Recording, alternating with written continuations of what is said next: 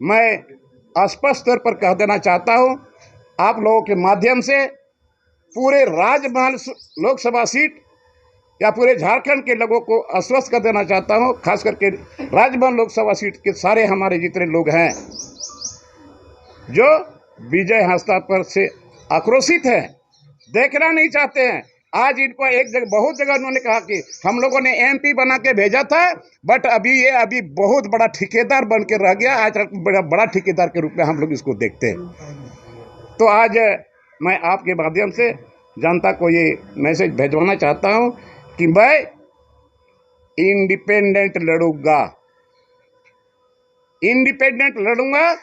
और अंजाम क्या होगा, बट मेरा पूरा उम्मीद है कि लोकसभा सीट हम जीतेंगे।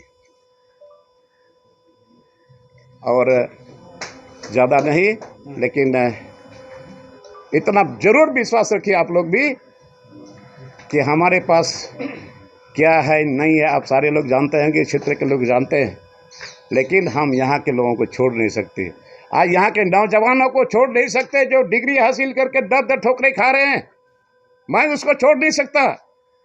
किस तरीके उसके गार्जियन उनको पढ़ाया लिखाया, आज नौकरी के लिए वो लोग तबाह नौकरी के लिए लोग घूम रहे हैं झोला छाप डिग्री लेकर के। इनको मैं नहीं छोड़ सकता। और यहाँ के जल जंगल जमीन को मैं नहीं छोड़ सकता जिसके लिए राज अलग हुआ है।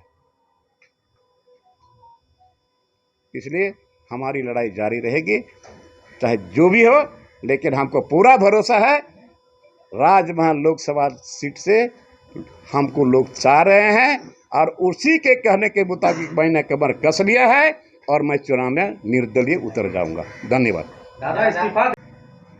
इसके बाद असम लोकसभा चुनाव के हमने कहा कि हम झारखंड मुक्ति मोर्चा के लोग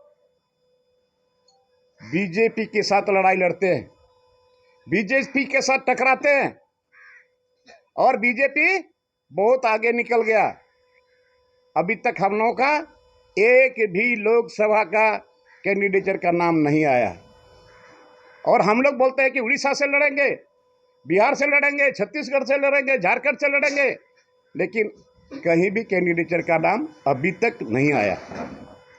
इसके बाद हमने कहा एक मुद्दा और रह गया कि अभी का जो स्थिति परिस्थिति पैदा हुआ, मैंने कहा कि अभी का स्थिति परिस्थिति के बारे में ज़्यादा लोगों ने कुछ नहीं बोला, लेकिन मैंने कहा क्या इतने विधायक माननीय बैठे हुए हैं, क्या पंकज मिश्रा के कार्यशैली पर किसी को कोई नज़र नहीं था, कोई जानकारी नहीं थी? और पिंटू के कार्यशैली पर किसी को जानकारी थी या जानकारी क्यों नहीं थी? और जानकारी होने के बाद आप लोगों ने हिम्मत नहीं दिखाया बोलने के लिए, और लोबिन हेम्ब्रम ने इस बात को शुरू किया तो लोबिन हेम्ब्रम को दरकिनार कर दिया गया। तो आज पूरे झारखंड प्रदेश में माननीय एक सांसद है विजय हांसदा राजमहल लोकसभा से, और राजमहल लोकसभा के अंतर्गत हम बोरियो विधायक हम भी हैं। बोरियो विधानसभा भी राजमहल लोकसभा में आता है।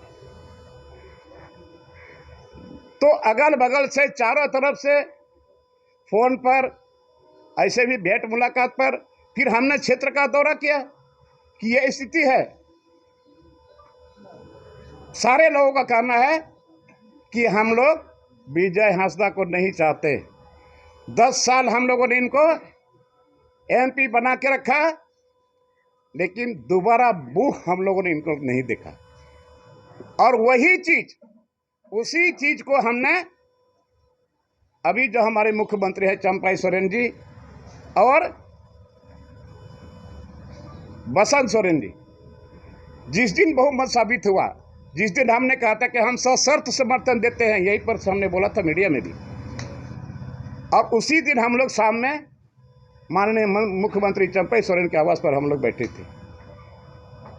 हमने कहा कि आप मुख्यमंत्री हो, आप पता कर लीजिए पूरे रोड लोकसभा राजमहल में, आप पता करिए, बहुत हैंड साहब का है।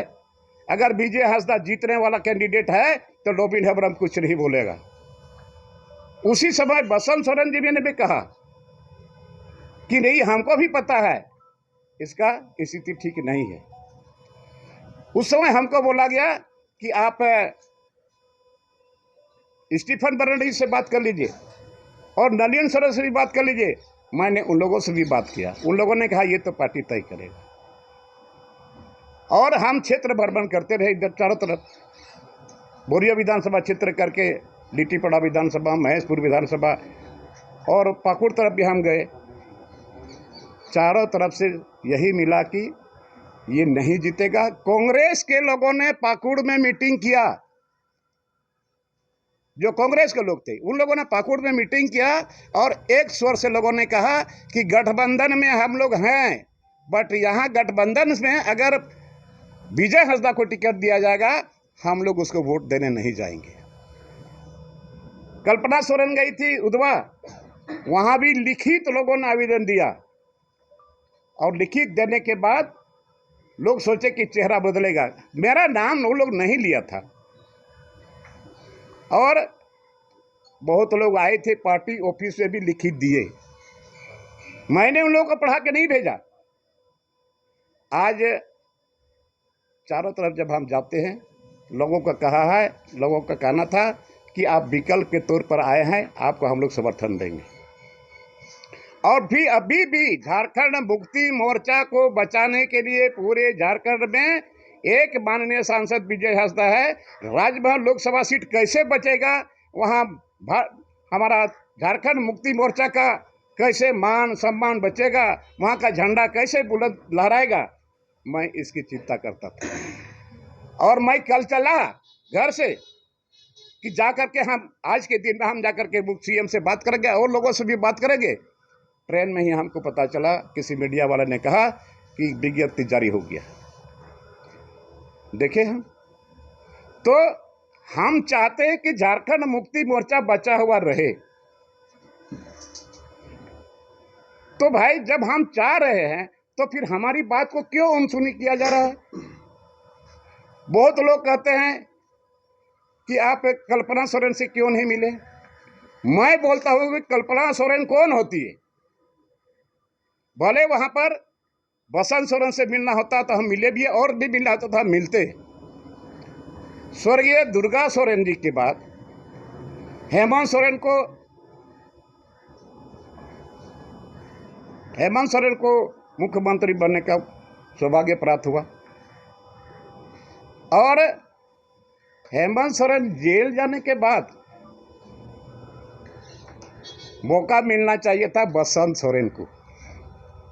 और मैं पहले भी बोला था, अगर आज बसंत सोरेन हो कहीं बुलाएंगे तो वहां मैं जाऊंगा। तो आज ये झारखंड मुक्ति मोर्चा एक तरह से लोगों ने इसको अभी बंधक के रूप में रखा है। एक तरह से ये बिकने वाला है झारखंड मुक्ति मोर्चा। हमको लोग बोलता है कि अब भारतीय जनता पार्टी के एजेंट हो। मैं बोलता हूं कि भारतीय जनता पार्टी के साथ जिन्होंने मिलकर सरकार बनाया, एजेंट वो है कि हम हैं। विगत चुनाव में राजमहल विधानसभा में झारखंड मुक्ति मोर्चा के लोगों ने एमटी राजा को टिकट देने से वंचित कर दिया।